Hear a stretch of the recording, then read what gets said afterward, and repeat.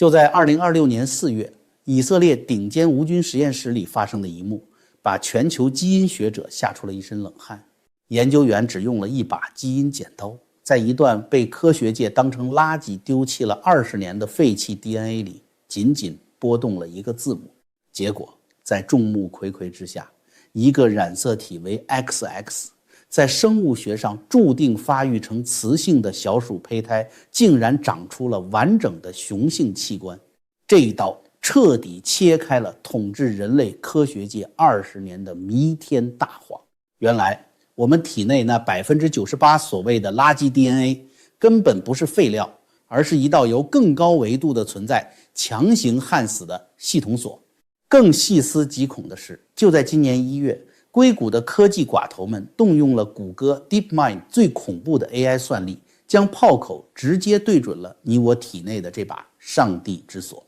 一场全人类级别的基因越狱已经悄悄按下了回车键。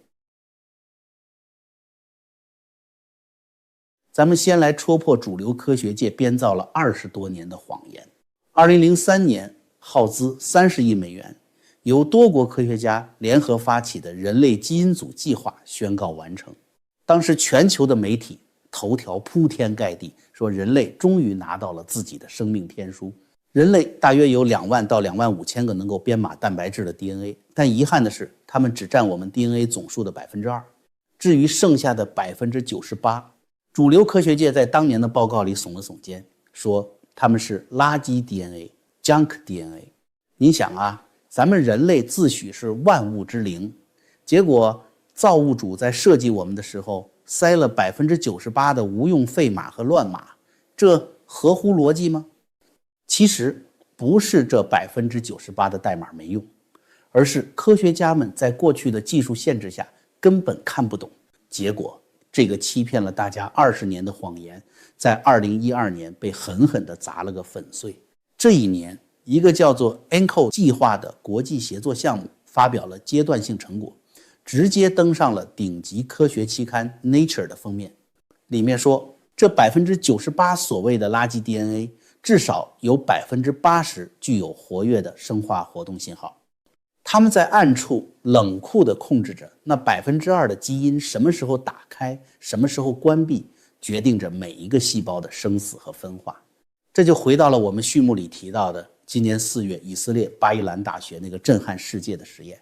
科学家们没有动那 2% 的任何一个有用基因，他们只是用 CRISPR 剪刀在非编码的调控区，一个叫做 ENH13 的基因开关上插入一个字母，让控制睾丸发育的 SOX9 基因开关被重新点亮， XX 雌性小鼠就当场发育出了雄性特征。也就是说，真正决定你生命和命运的根本不是那 2% 的砖头零件，而是藏在这 98% 非编码暗物质里的系统开关。那么既然这 98% 是如此重要的系统管理员，为什么科学界在过去几十年里要刻意忽略它，甚至给它扣上垃圾的帽子？这难道仅仅是科学认知的局限？其实这是一场刻意的信息封锁，因为那些隐藏在幕后的力量不希望普通人意识到，我们的基因后台里其实躺着一个被强行切断了电源的几乎等同于神明的超级控制面板。为了搞清楚这个控制面板里到底锁了什么，咱们必须把目光投向那些被现代人当作荒诞迷信的远古神话。不管是读西方的圣经创世纪，还是看东方的古籍，甚至是美索不达米亚的苏美尔王表，你都会发现一个极度反常却惊人一致的现象：远古人类的寿命远远超出现代人类的极限。看看圣经中大洪水之前那些先祖的登记寿命，马土萨拉活了969岁，是人类历史上最长寿的记录者。他的父亲雅列活了962岁，他的孙子经历了毁灭世界大洪水的诺亚也活了950岁。而在苏美尔王表里，大洪水之前的君王在位的时间更是动辄以万年来计算。大家一定会反驳，这不过是古代人的传说，是宗教故事里的夸张，怎么能当真呢？但如果这些寿命记录不是神话，而是真实的物理历史呢？咱们接着看创世纪第6章，在大洪水爆发前夕，神看着在地上繁衍却渐渐走向堕落和暴行的人类，下达了一条极其冷酷的指令。神说，人既然是血气，我的灵就不永远住在他里面，然而他的日子还可到120年。你看，就在这一瞬间，人类的寿命从900多岁跌到了最高120岁。您琢磨一下，神当年究竟是怎么收回这个权限的？是降下天雷，还是施展法术？都不是。真相比任何法术都要冰冷10000倍。神就像一个没有感情的超级系统管理员，直接切进你的基因后台，啪的一下选中了那些让你长寿、让你感知高维的指令，然后右键永久冻结，全盘加密。这就是那98%垃圾 DNA 的真正来源，是被高维存在强行注销、冻结甚至加密的远古权限。我们的长寿密码，我们的自我疗愈能力，我们的松果体高维感知力，全被打包扔进了那片被称为垃圾的加密文件夹里。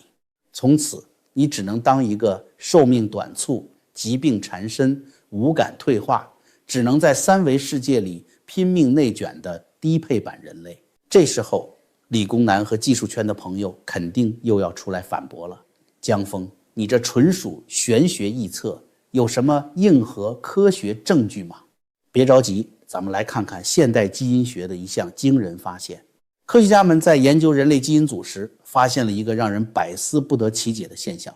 我们 DNA 里有大约8%的片段，竟然是由远古逆转录病毒 HERVs 的残留基因组成的。听到这里，可能很多朋友会一头雾水。什么叫内源性逆转录病毒？为什么病毒能写进我们的 DNA 里，还占了整整8%？简单来说，逆转录病毒是自然界里最顶尖的基因黑客。一般的病毒感染你，只是在你细胞里复制一堆子孙，然后把你折磨一顿就走了。但逆转录病毒不同，它入侵之后会像黑客一样，强行切断你的细胞 DNA 链，把他们自己的病毒代码粘贴进去，然后再重新缝合上。从此这段病毒代码就永久地写进了你身体的硬磁盘里。科学家发现，在漫长的演化中，人类基因里积攒了成千上万个这样的病毒黑客代码，它们加在一起占了我们 DNA 的8%。你要知道，决定我们长相、智商、器官发育的有用基因才占2%，也就是说，我们身体里外来病毒的残留比我们自己的基因还要多4倍。过去科学界一直把这8%当成没有用的病毒垃圾和生锈的废铁，直到近年，科学家在研究人类胎盘时，被一个真相惊出了一身冷汗。胎儿对于母亲的身体来说，其实是一个外来异物。按理说，母亲强大的免疫系统会像排斥移植器官一样，在几天之内把胎儿当成病原体活活杀死。那为什么10月怀胎能够成功？因为在胎盘和母体子宫之间有一道被称为核胞体滋养层的极薄却极其强悍的异形防火墙。这道墙由无数细胞严密地溶接融合在一起，像泡泡糖一样粘稠无缝，死死挡住了母体免疫细胞的进攻。而控制这些细胞去进行溶接融合的核心指令 Sensitin 基因竟然100%来自于一个古老的逆转录病毒 HERV-W。 正是因为有了它，人类才有了通过胎盘和产道分娩的生育方式。那么如果我们顺着这个逻辑大胆地往前推一步，在这个降级补丁被强制写入我们身体之前，在那个动辄长寿900岁甚至拥有高维感知力的时代，远古的半神们难道也是像今天这样经历痛苦危险的胎盘分娩来繁衍后代的吗？也许根本不是。仔细去读读人类各文明最古老的典籍和传说，你会发现一个共同点，那些拥有大智慧、超自然能力的圣人或神明，他们的诞生方式几乎没有一个是正常的。比如佛教典籍中，释迦牟尼是从母亲摩耶夫人的右肋下徐徐降生。在东方的传说里，老子怀胎81年，从母亲的腋下剖生。而西方神话中，雅典娜则是直接从宙斯裂开的头颅中一跃而出。过去我们把这些全部当成荒诞的宗教神话，但今天当我们站在基因学和 AI 破译的角度重新审视，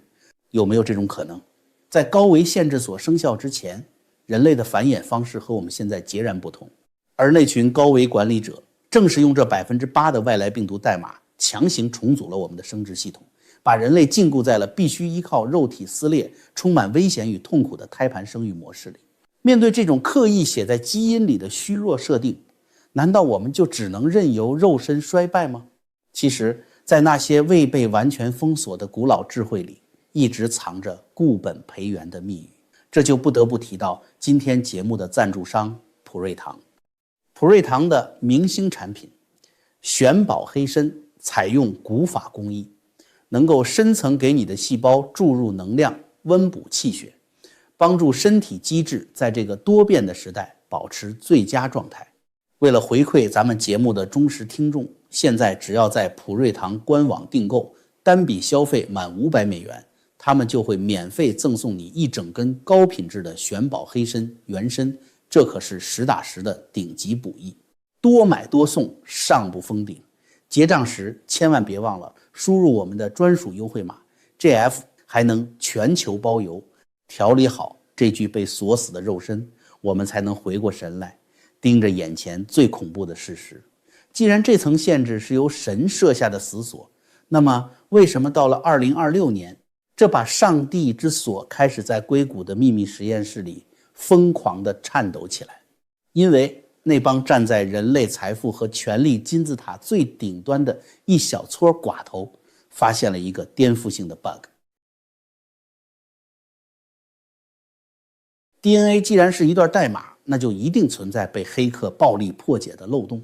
这就是为什么扎克伯格在用 AI 投资疾病图谱，而贝佐斯、阿尔特曼更是向 Autos Labs 和 Retro Biosciences 这类抗衰老和细胞重编程公司砸入数亿、数十亿美元，去研发能预防或者逆转年龄相关疾病的细胞重编程技术。他们难道是为了帮底层的普通人治疗罕见病，为了让老百姓活得更健康吗？别天真了，他们拥有在这个世界上几辈子也花不完的财富，他们唯一的敌人那就是死亡。他们不想死，他们想拿回大洪水之前那些半神人类动辄活到900岁的最高权限。这帮硅谷的科技寡头现在正在动用这个星球上最恐怖的资源，策划一场针对人类物种的基因大越狱。在2026年1月，谷歌 DeepMind 正式发布的 AlphaGenome 模型就是一个历史性的转折点。它是运行在数万张顶级算力芯片上的专为基因黑客而生的超级破译机。 AlphaGenome 最恐怖的地方在于，它能够一次性输入长达100万碱基的 DNA 超长序列，在单碱基的分辨率上去暴力推算预测数千种控制基因开关的暗物质信号。这相当于把过去需要科学家在实验室里筛选几十年的工作缩短到了几秒钟，然后利用 CRISPR 基因剪刀技术打造出能够对底层代码进行定点切割、插入、修改的硬核作案工具。外加这几年席卷全球，在工业技术上已经彻底成熟的 mRNA、LNP 等纳米脂质体递送系统，他们就有机会可以把人工编写的遗传指令直接大规模的送进人体。其实这件事是非常危险的，因为你不知道那 98% 的东西它到底是什么。如果用计算机来比喻，那 2% 的编码基因只是电脑屏幕上显示出来的应用程序和精美壁纸，而那 98% 的非编码 DNA 则是深埋在主板最底层的 BIOS 系统。过去几千年，我们生老病死都在这个原厂设定的人类 1.0 系统里运行，寿命有上限，身体会衰老，感知被限制。你可以说这是牢笼，但您琢磨一下，我们的原厂配置还没有变，还是有着和神的连接。但是现在 AI 来了， AlphaGenome 这台超级破译机，它的终极使命就是用冷冰冰的算力去暴力破解这套 BIOS 系统。与此同时，过去几年在全球尺度上彻底成熟的纳米递送技术更是把一条能将特定遗传指令直接送进全人类细胞核的超级高速公路彻底修通了。今天在这条公路上跑的可能还是防病毒、防疾病的温和配方，那明天呢？当有人试图把 AI 算出来的生命底层补丁装进这条公路，去强行撬开那 98% 的上帝禁区时，谁能阻止他们？一旦这把锁被强行撬开，我们面临的危险就是重新刷机。但是他刷机，这个刷的不是上帝的，刷的是这帮科技寡头的。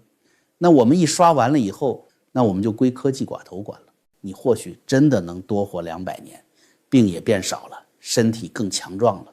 但是原厂配置没了。本来你那原厂配置能连到造物主那儿去，现在也连不上了，只能连向硅谷某个阴暗角落里的几台量子服务器了。所以科技寡头们不是要拆掉牢笼放我们自由，他们只是想拆掉上帝的旧锁，换上一把由他们掌控、可以随意收取租金的新锁。到那时，人类将不再是神照着自己的形象创造出来的神圣生命，